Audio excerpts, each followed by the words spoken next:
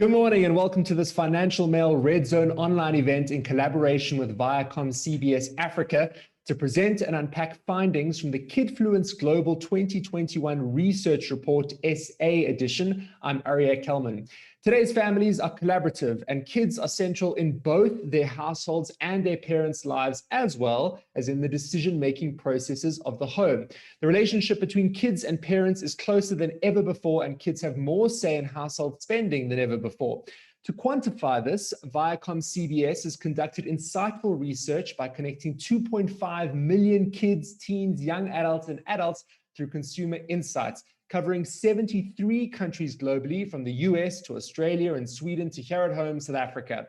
They've explored family dynamics and kids' role and influence within the South African household, and we're finding out what it all means this morning. To run us through the research is Juliana Diaz, Senior Director for Research and Insights at ViacomCBS Networks Africa. And later, she'll be joined by Kina Kimberly Mkize, Brand Manager for Melrose at Lactella South Africa, for a live Q&A to answer your questions from the live chat. So do make sure that you pop those questions through on the platform as they come to you. Just a quick note before we cross to Juliana that unfortunately Srini Naika from ViacomCBS was unable to join this morning, but we trust that it's going to be a powerful and impactful session. And on that note, what are the kids saying? They're the most NB people here. Juliana, over to you. Good morning, everyone, and thank you, Aria, for the introduction. I'm super excited to be here again this morning. So if you could just give me a moment as I share my screen.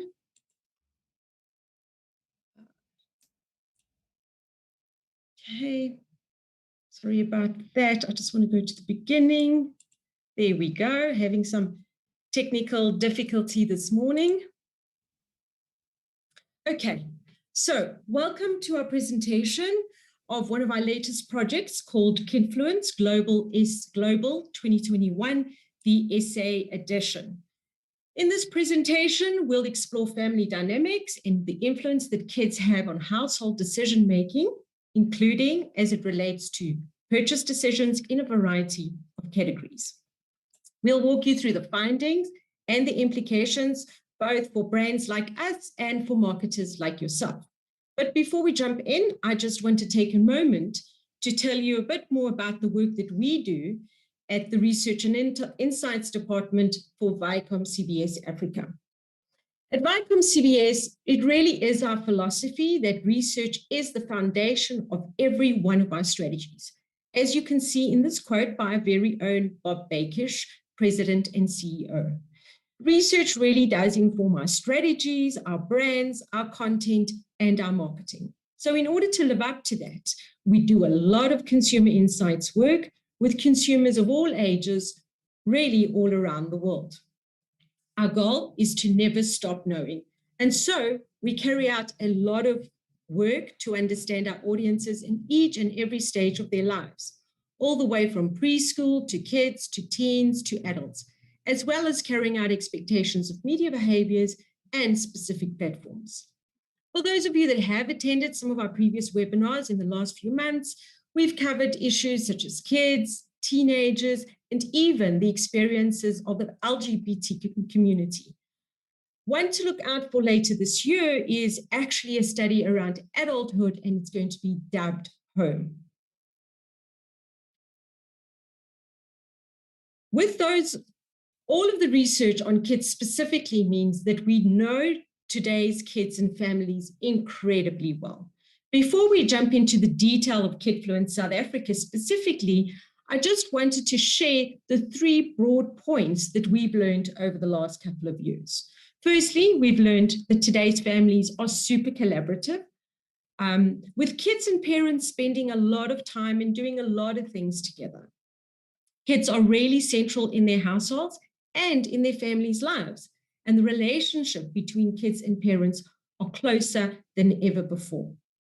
So with those broad points in mind, for the new project, we wanted to explore South African family dynamics and kids' roles and influences within their households. We spoke to over 200 South African kids between the ages of 6 to 12, as well as over 200 parents of kids ages 6 to 12. And of course, all of this was done online. in order to see things from both the kids and the parents' perspective. So bearing in mind, of course, that this is not reflective of the whole of South Africa, but really of the online universe. So, as well as refreshing our understanding of the role that kids in SA play in household purchase decisions, we also explored kids' personal spending power, looking into how kids receive money and spend money.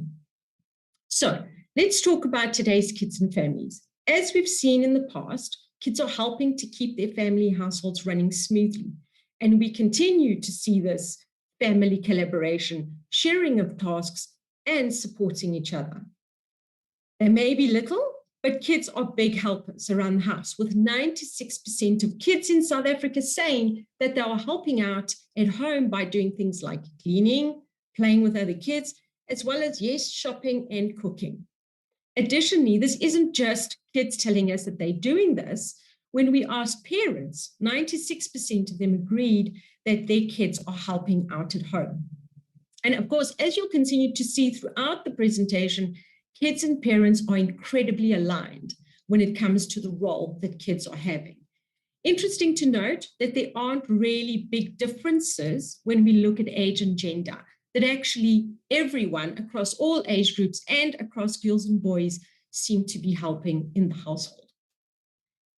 Kids aren't just helping at home, they're also helping relatives outside of their families. So 63% of South African kids are regularly helping relatives that they don't live with, including grandparents, aunts and uncles, and cousins.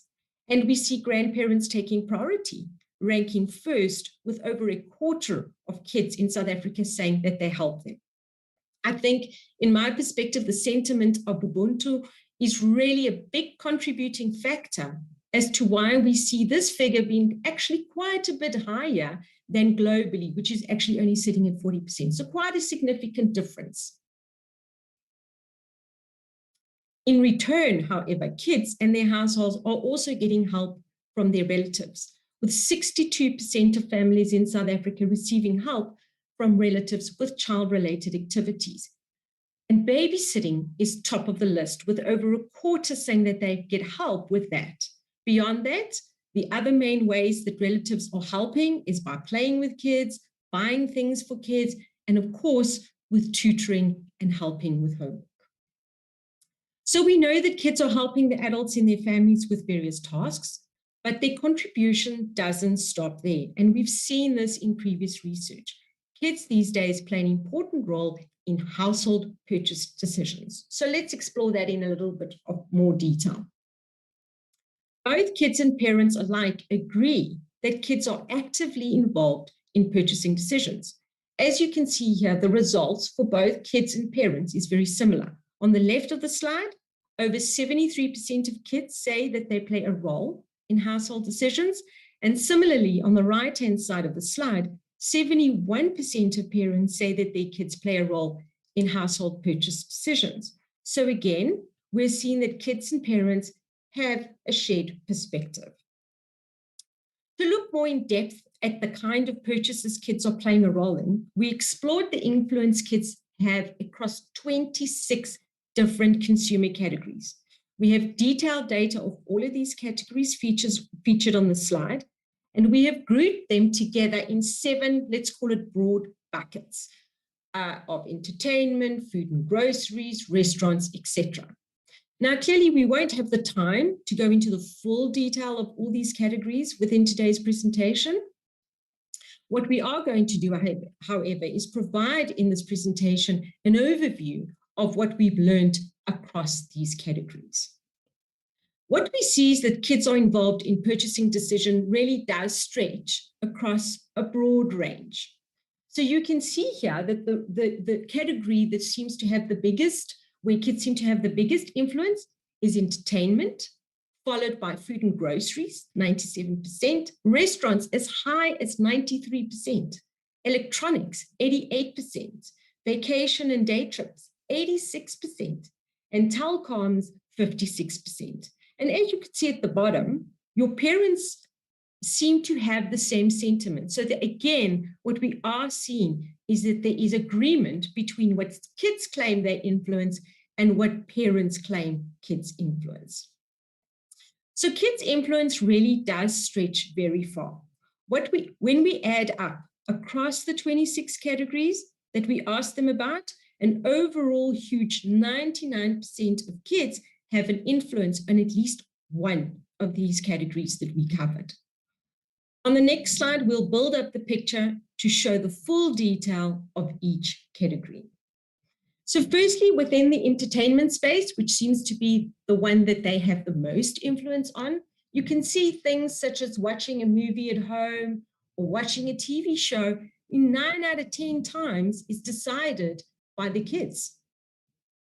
In terms of food and groceries, we can see that shopping for snacks, as would be expected, sits at 94%.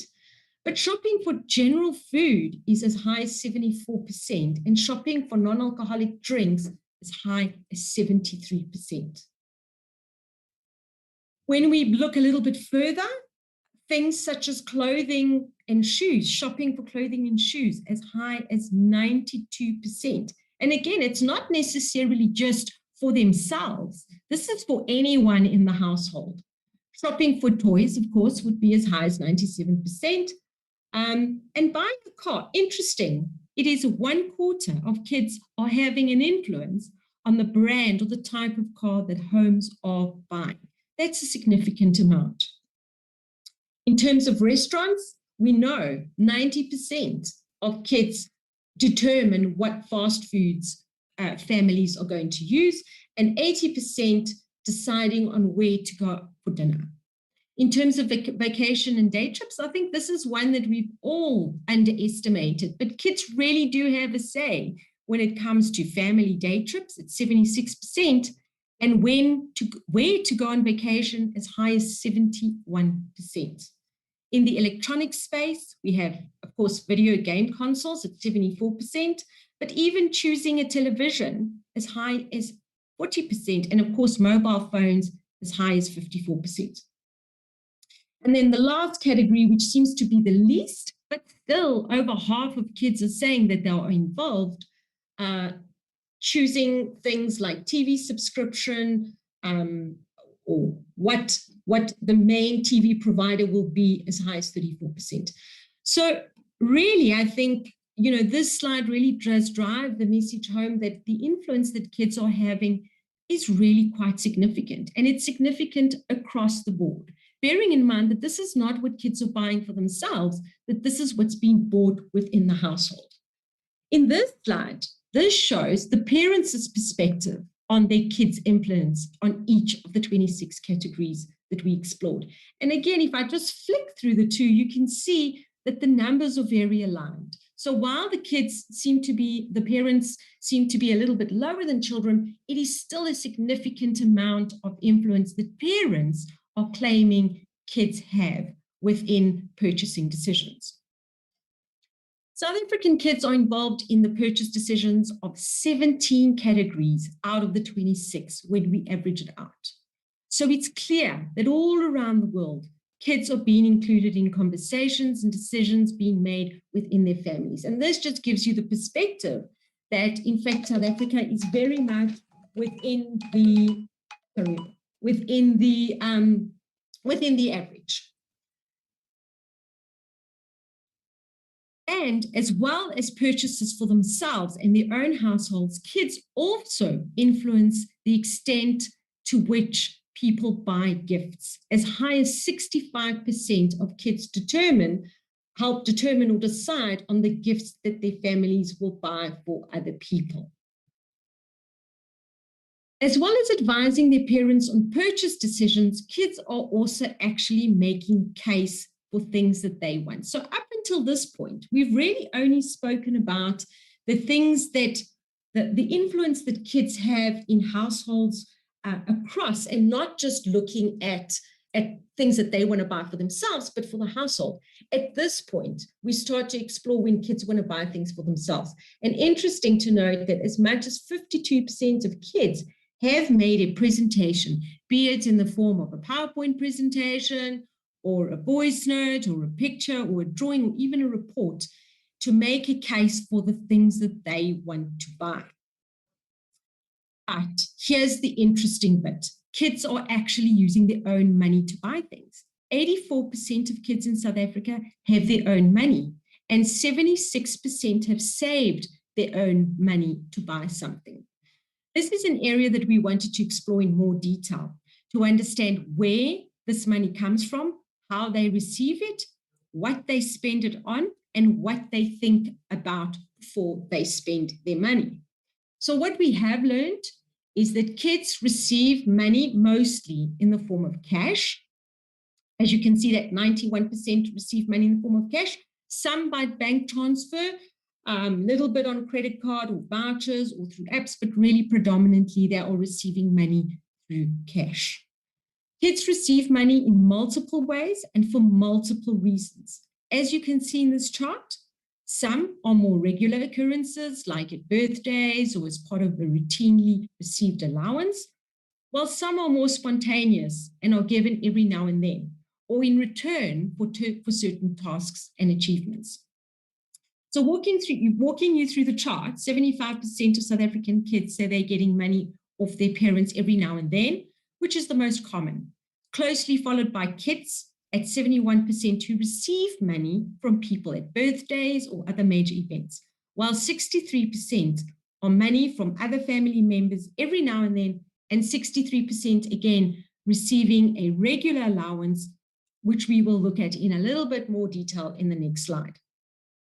Some kids are also receiving money for doing jobs around the house or in exchange for doing well at their studies. And then the interesting bit is a small 13% of kids are actually doing things or earning money themselves by selling toys or other things.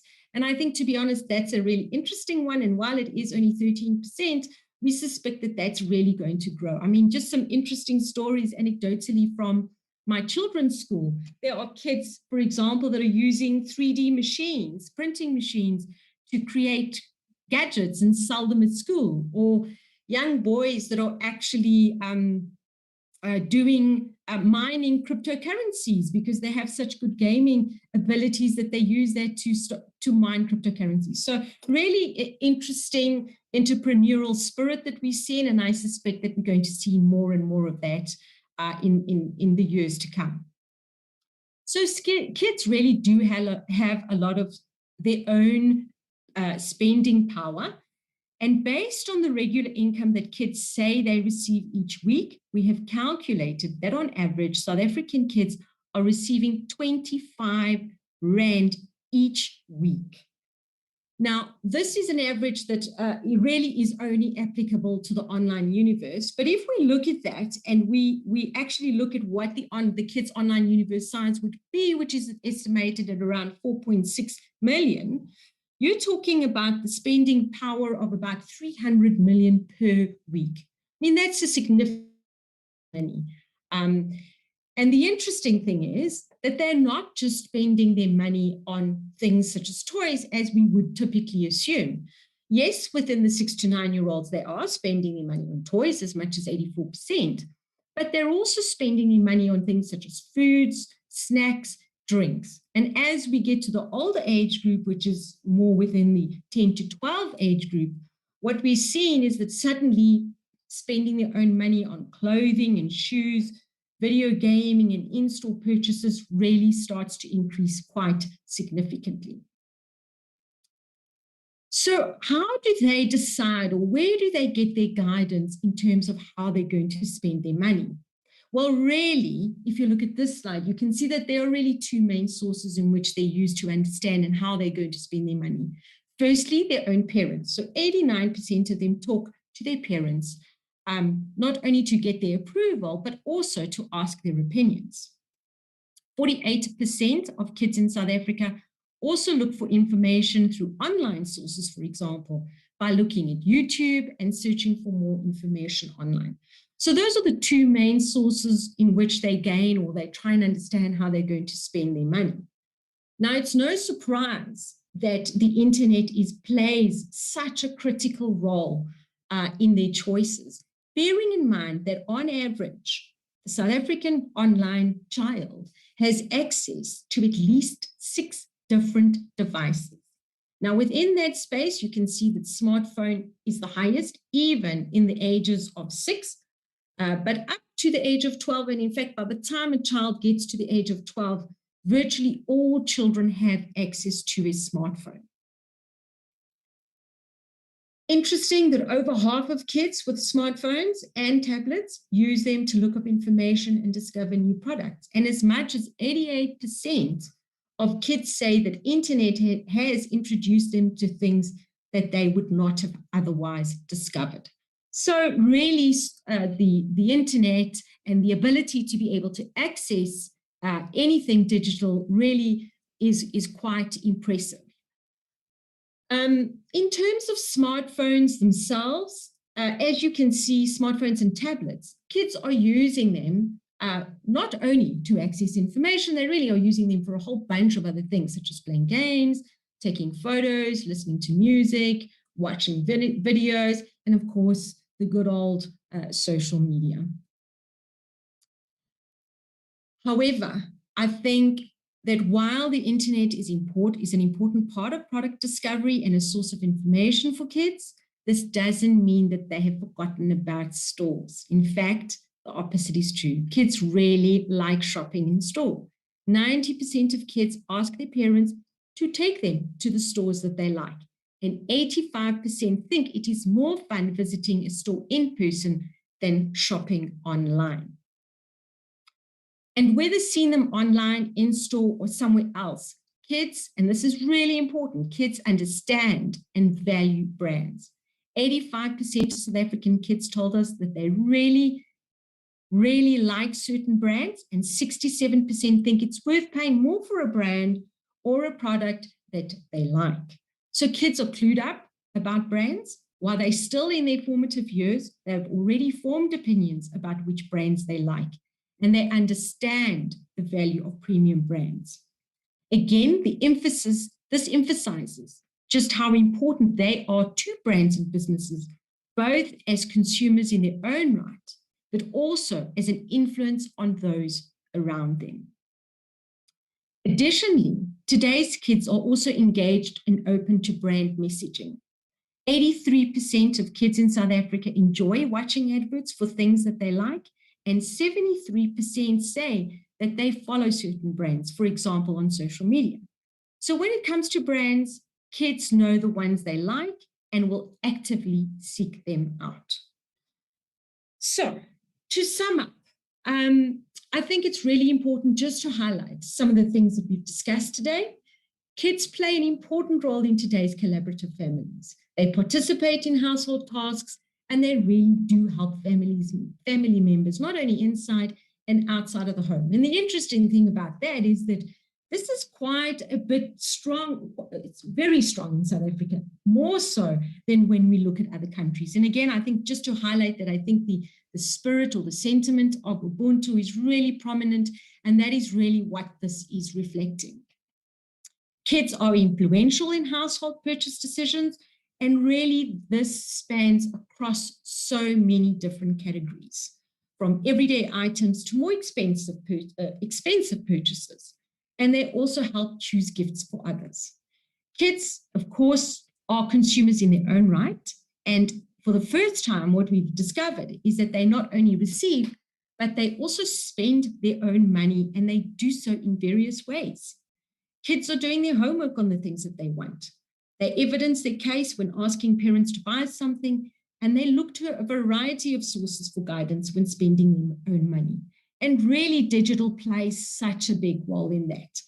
Bearing in mind that parents are no longer the gatekeepers of information, and children really do have access to this information at any time that they want. Kids are going online for research and inspiration, but actually also find in-store shopping more fun.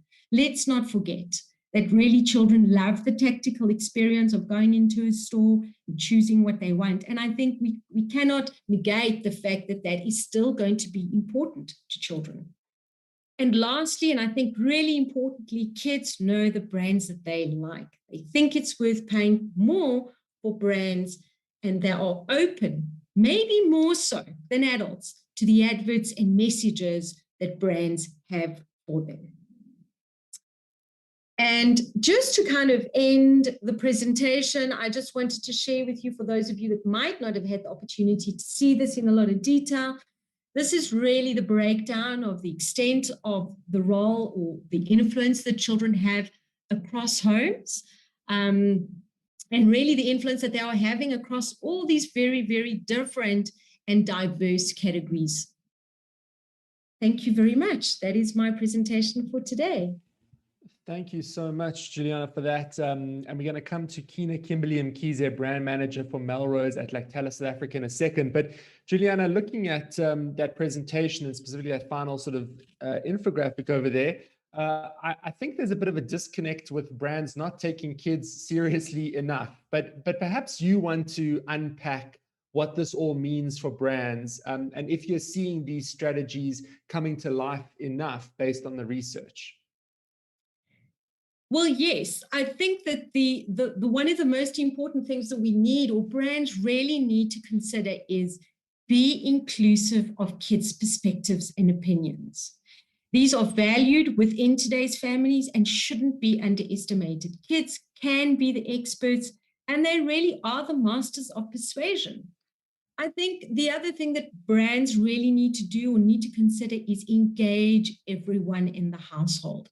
There's an opportunity to communicate with families as a unit, no longer looking at kids or looking at parents separately, but really to reflect this collaboration and this collaborative family.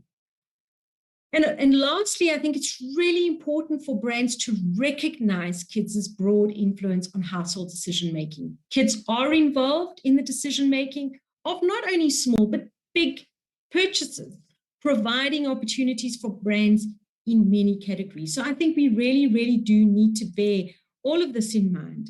And as a last point, I think it's also important to consider and bear in mind, and something that I do think brands have perhaps overlooked, create an opportunity for families to spend time together.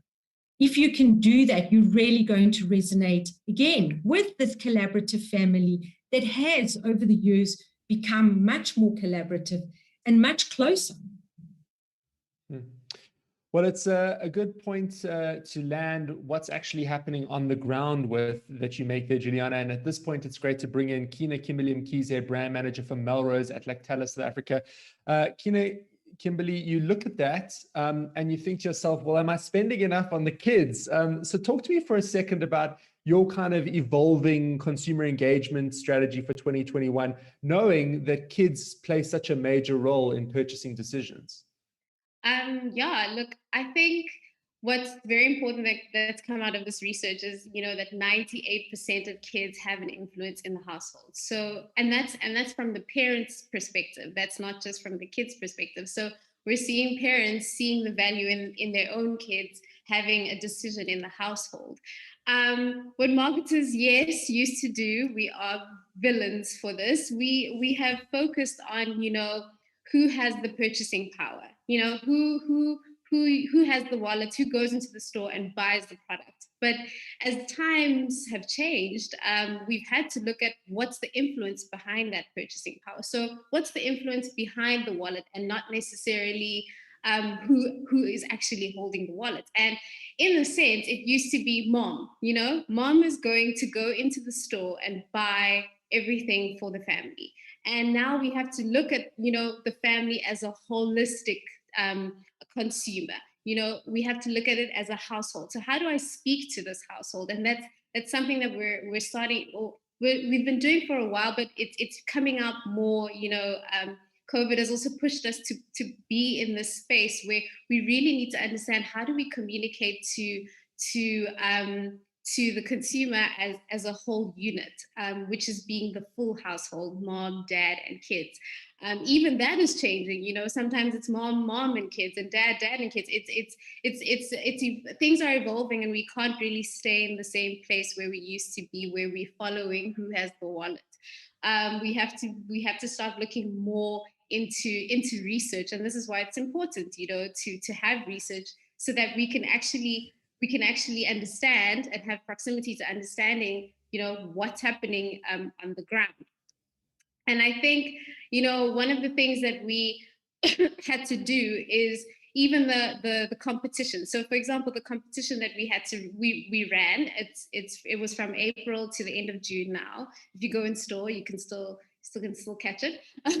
But what happened is the prize, how we had to think about the prize. You know, how do I, it can't be specific to kids and it can't be specific to parents. So the prize had to be something that's very holistic. And one of the prizes is like family days out. That's a whole family day out where they get to choose as a family, what do we want to do? Do we want to go to some really cool outing? Do we want to go to the Kruger National Park? You know, that kind of thing. It's now not centered just around what mom would, oh, mom, how do we make it? You know, most of the prizes would be, mom, here's something easy for you to make or create for your kids.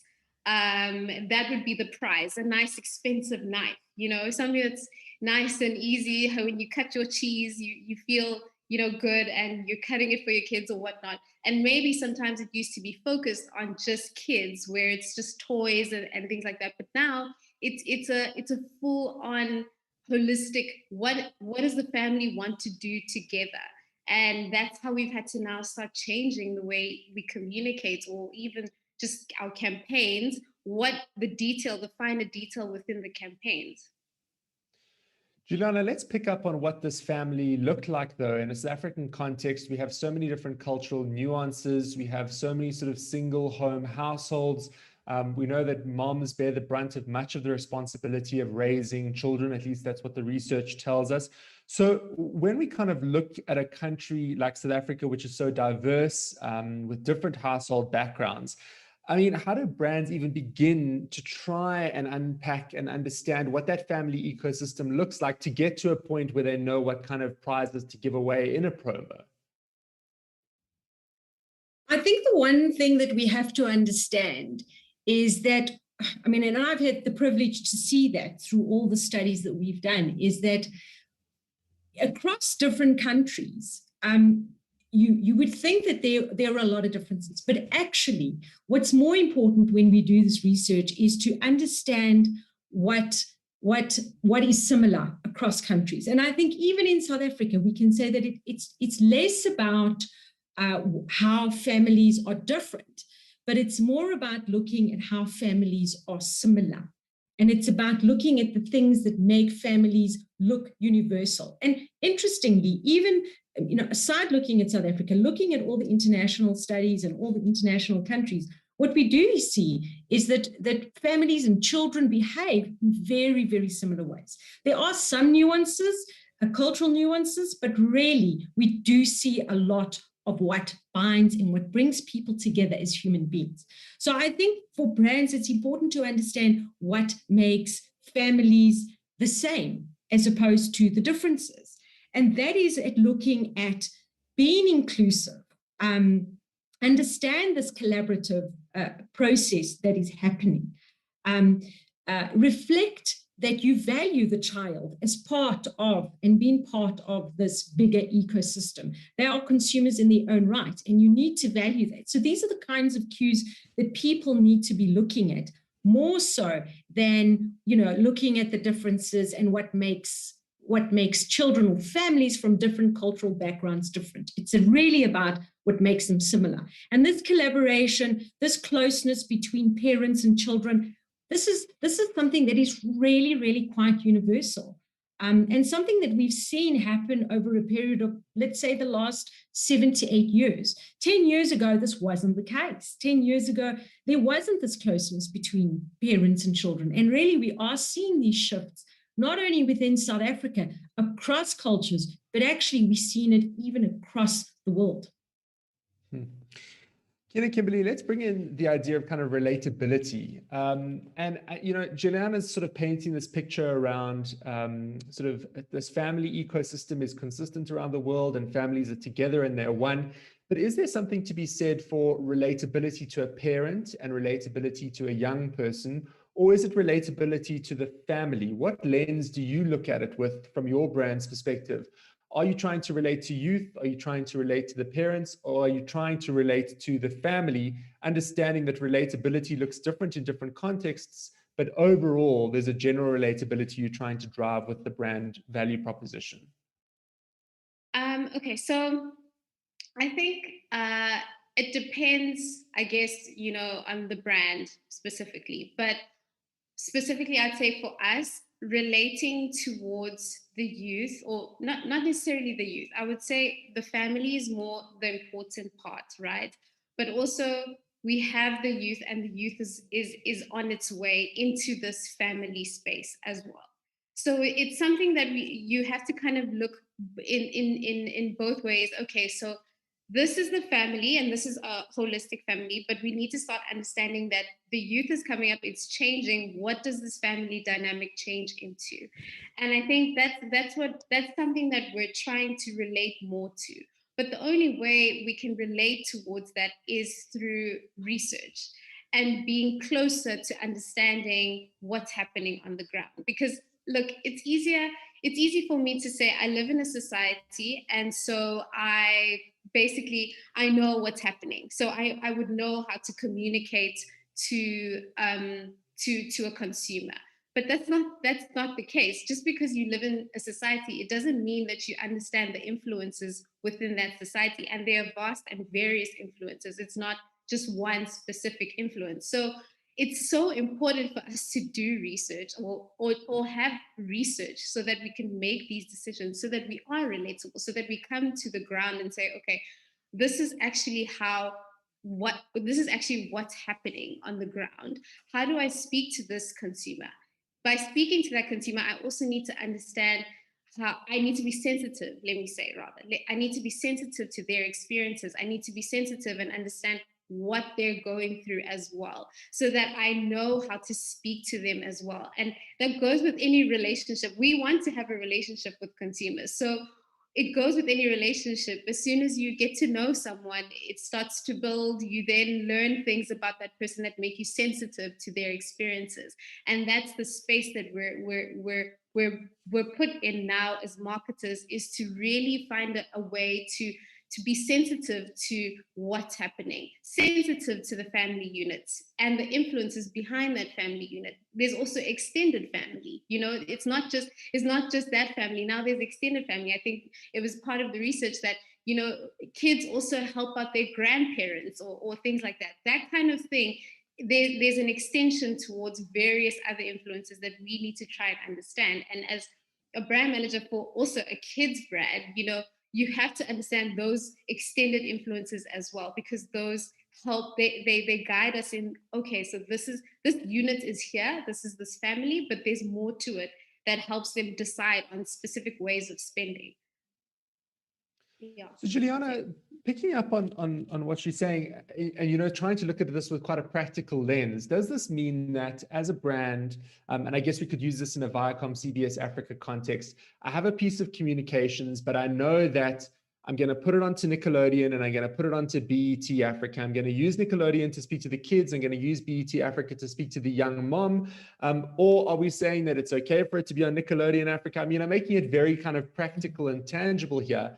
But when it comes to communicating with this family and resonating with them, there can't be one platform for that. I guess it has to be multi-platform. And does the creative change, or does the message have to stay the same? It's just that you're pushing it out on different platforms.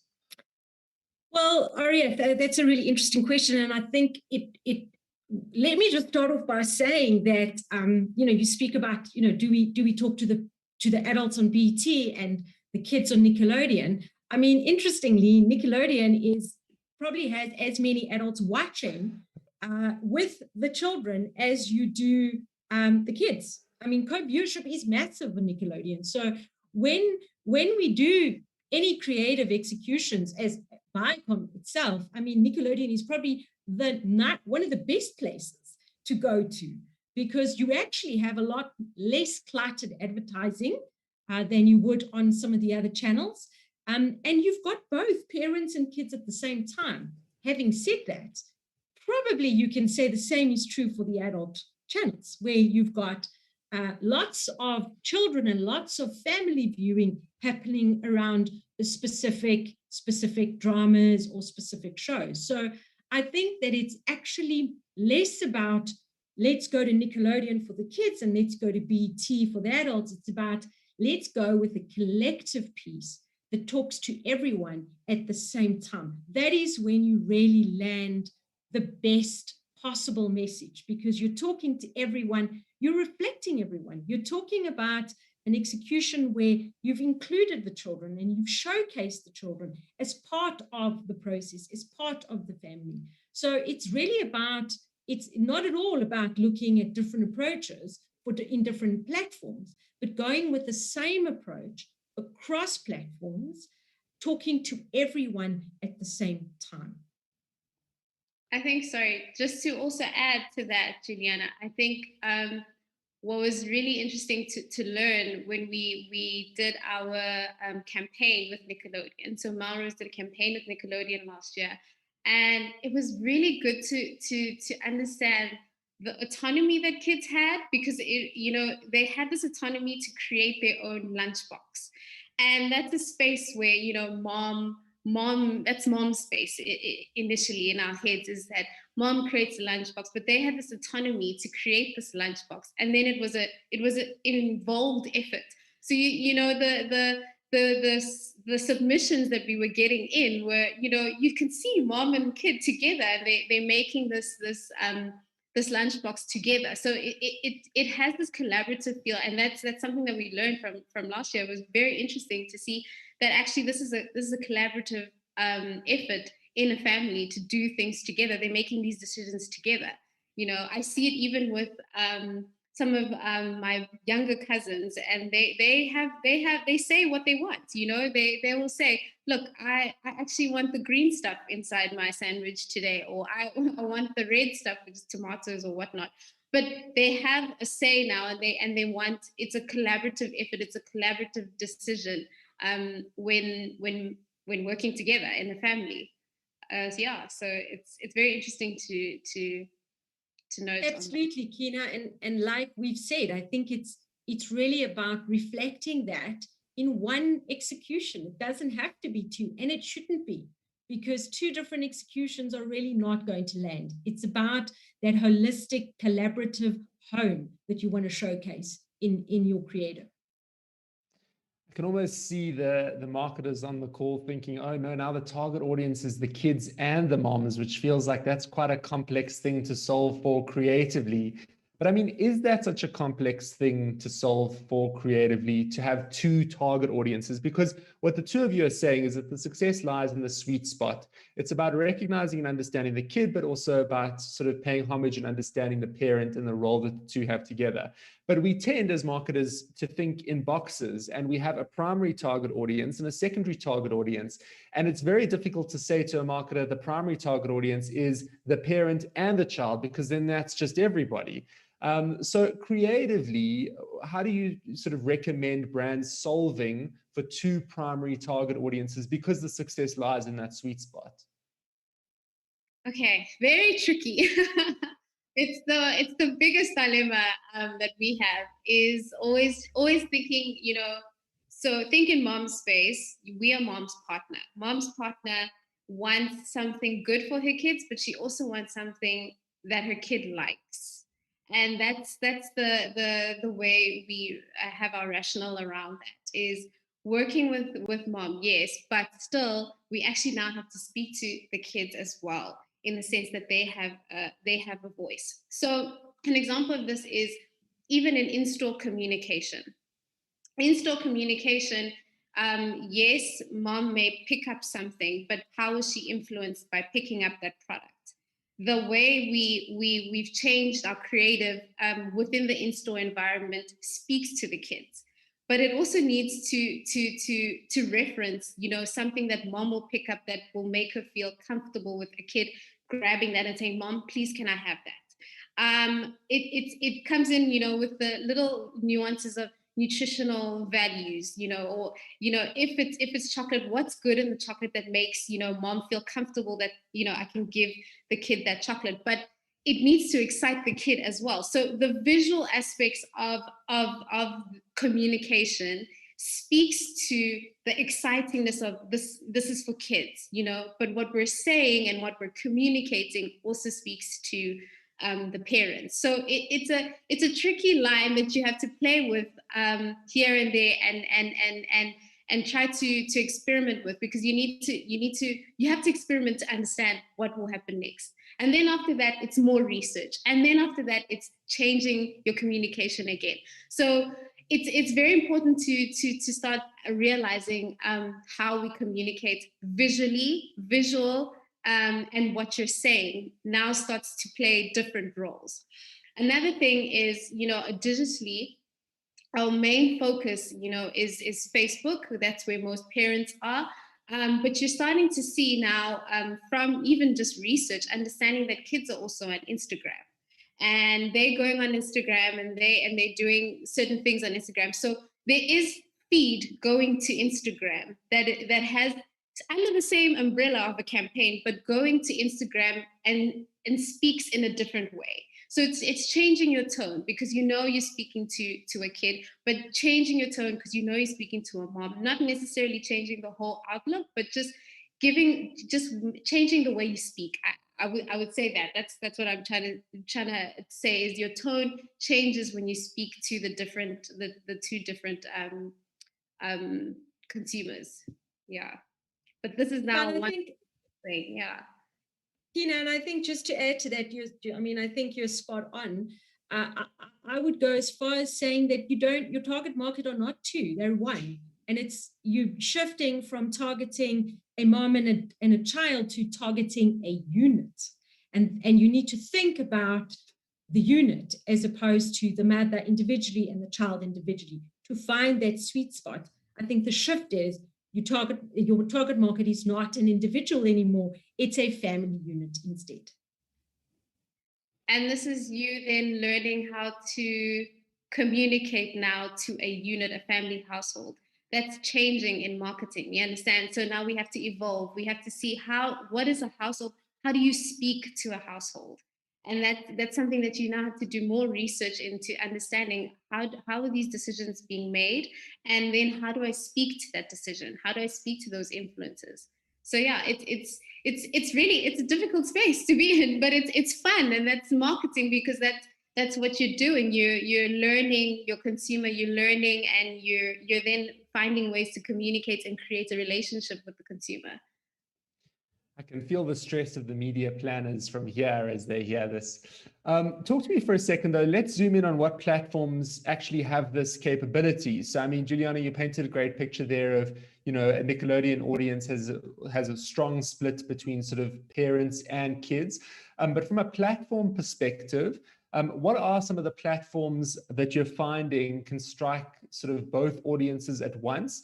And then what are some of the platforms which work quite strongly individually? You were speaking there about a sort of a Facebook strategy and an Instagram strategy, but a sort of singularity of messaging, just tweaks in terms of how you say it. But what are some of the platforms if you want to connect with both target audiences almost at once?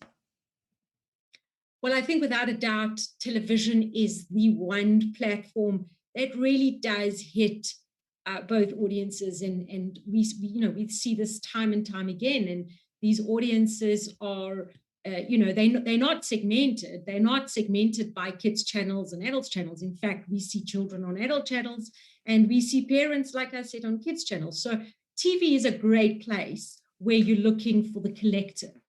Digitally, I think it's, within the children's space, of course, you've got the likes of TikTok, you've got the likes of Instagram, you've got the likes of Twitter, and that's really where they are. They're in those spaces.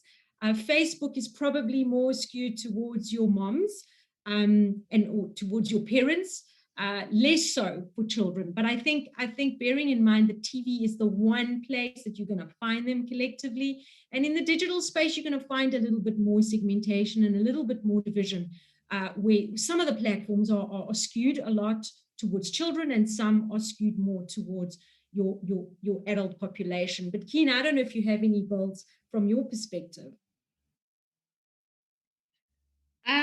Look, this is on platforms. I think, look, we're still investigating. We're still investigating and experimenting on different platforms.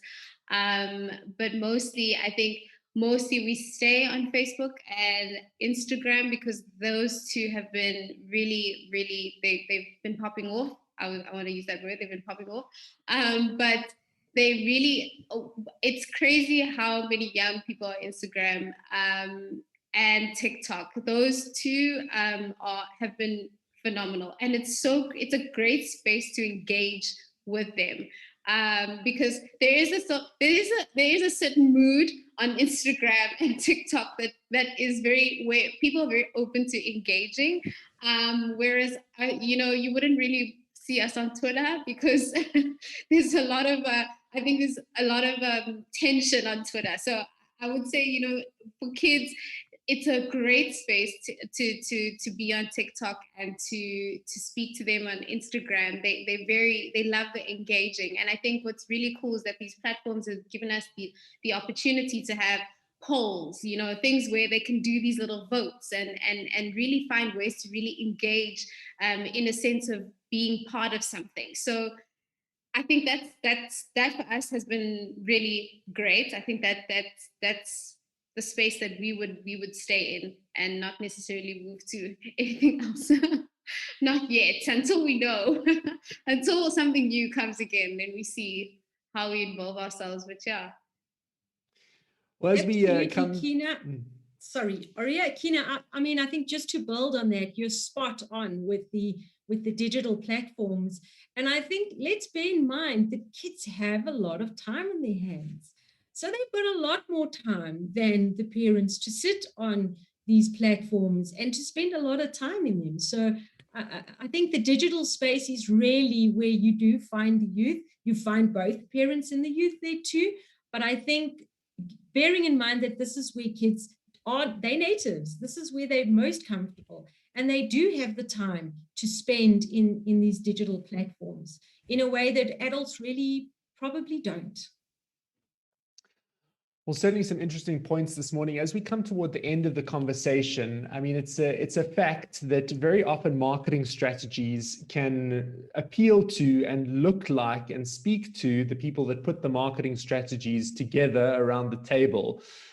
Because naturally you would think that you represent the consumer as the person putting it together. But certainly what this morning has highlighted is that there is no representation of kids because that would be illegal around the marketing table. But when it comes to actually selling stuff and moving product and delivering on commercial objectives, kids play a much larger role than perhaps what we initially thought they do. So with that in mind, the golden question that I'm going to ask both of you as we round out this conversation as sort of your final comments is, how can brands leverage the power of kids' influence within the home in a stronger and more robust way that'll empower the achieving of commercial objectives? And either of you can come to that first, because that's quite a big question. Well, I can start off and then I'll hand over to Kina. I think just be inclusive of the perspectives and the opinions of kids. Be inclusive in all your communication. Show them that you value them as consumers. So it's not about targeting them specifically, but in your message, reflect a household where they are important and they are part of the decision-making process. So giving them or showcasing that in your messaging is really, really critical. Also recognize this broad influence that they have. Recognize it in your communication. Build it into whatever it is that your creative is, so that they know, I too am part of the decision making, and this brand values me and does see me not only as someone that influences the decisions that are made within the family, but guess what? They are consumers themselves, and they want to know that they are valued consumers. So give them that acknowledgement and reflect this holistic, collaborative household that they live in, because that way they will feel that they're part of the ecosystem and they're not excluded in the communication or even in the execution of whatever messages you may have. Kina, over to you. Sure. Look, I think on our end as marketers, it's really important to understand first. I think that's the most important thing, is first understanding through research. And then we have to now start to change our outlook. So I'm going to close off, but I'll give you an example of Theodore Levitt published something he published an article in the Harvard Business Review where he discusses how certain companies, or railway companies to be specific, had gone out of business. Okay. He speaks on how these companies had reasoned that they were a railway business. So they were a railway business. This is what we offer, and that's it. But in actual fact, their consumers needed transportation. So it's that kind of thinking where we have to change the way we want to just offer. We want to just give what we have, and we want to bucket everything very specifically. And then, just like you said, as a marketer, this is the target market, and this is it, and this is who I'm selling to. But in actual fact, we need to now understand our consumer, understand that kids have an influence, understand that they're part of a household. So now I'm not just offering you a product. I'm offering you a holistic experience. I'm offering you now something that speaks to all of you. And that now changes in the way we communicate with you, which is the tone in which we use in our communications, or even just the prizes thing. We have to think beyond what we want to sell. We have to think about what else do I learn from the consumer that can actually build this kind of relationship between the brand. So it changes in the communication. It changes in just how you now think as a brand. I'm not just offering you something. I'm now thinking about what you need, and then I'm trying to fulfill that need. And that's a basic within the marketing world, is we're fulfilling consumer needs. And we started to move away from that, and forget that we actually need to keep learning, and then keep changing our strategies to that, to understanding what the consumer is now. So that's what I feel, is that we now need to learn to just speak in a different way, try and mold the way we communicate, figure out what we can offer that is holistic to a full unit, which is the household.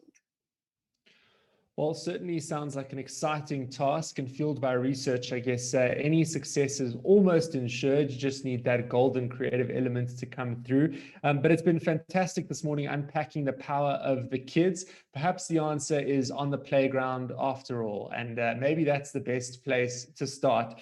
This has been a special Financial Mail Red Zone presentation in collaboration with ViacomCBS Africa, as we unpacked the Kidfluence Global 2021 report, the South African edition of that. Joining us to speak about that report and unpack it was Juliana Diaz, Senior Director for Research and Insights at ViacomCBS Networks Africa, and giving us her spin on things as the brand manager of Melrose at Lactalis South Africa was Kina, Kimberly, and Kiza. If you missed any of this, it'll be available on demand on the Arena Events platforms. We'll connect with you again soon for more insights. But yeah, maybe the best answer is on the way to work in the morning, on your way to your marketing job, just speak to the person sitting in the back seat. Cheers and have a good rest of your day. Bye.